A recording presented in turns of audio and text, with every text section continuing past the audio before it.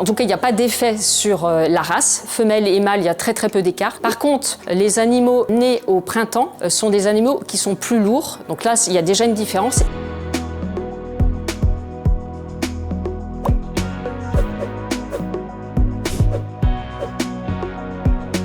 Alors cette histoire a commencé, c'est des producteurs de la Mayenne qui se sont dit on n'arrive pas à valoriser tous nos animaux dans la filière bio et on trouvait ça dommage des animaux qui naissent sur la ferme en bio et puis après qui aillent sur la filière conventionnelle ou à l'export. Donc suite à ça, c'est en 2019, les producteurs mayennais se sont mis à réfléchir pour voir techniquement s'ils pouvaient mettre en place des itinéraires techniques pour pouvoir trouver des solutions à cette réflexion-là. Donc c'est le CIVAM Bio Mayenne qui a lancé cet accompagnement-là auprès d'un groupe d'échange. Et après, on a souhaité mettre ça au niveau de la région Pays de la Loire, donc en 2022, pour pouvoir étoffer, élargir la base des animaux à suivre.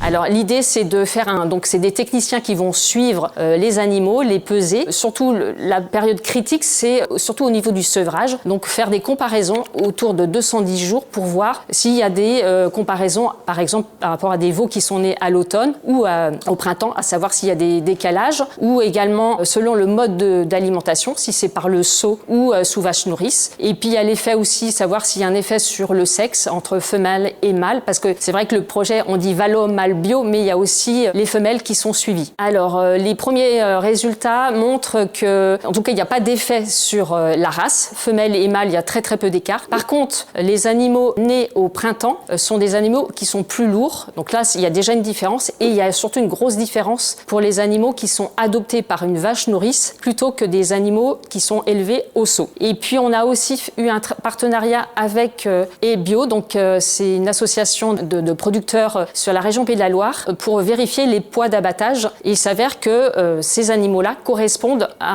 une demande du marché. Parce qu'aujourd'hui, la viande issue des troupeaux laitiers bio était peu valorisés et aujourd'hui ils peuvent être valorisés dans le circuit parce que 80% de la viande est destinée à de la viande hachée et donc ce type d'animaux-là correspond bien au marché de la filière bio.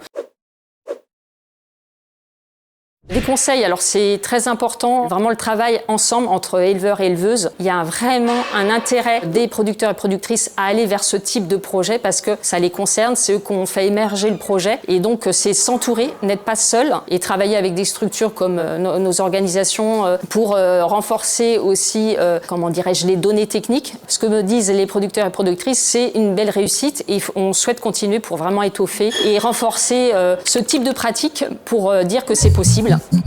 Comptoir des éleveurs.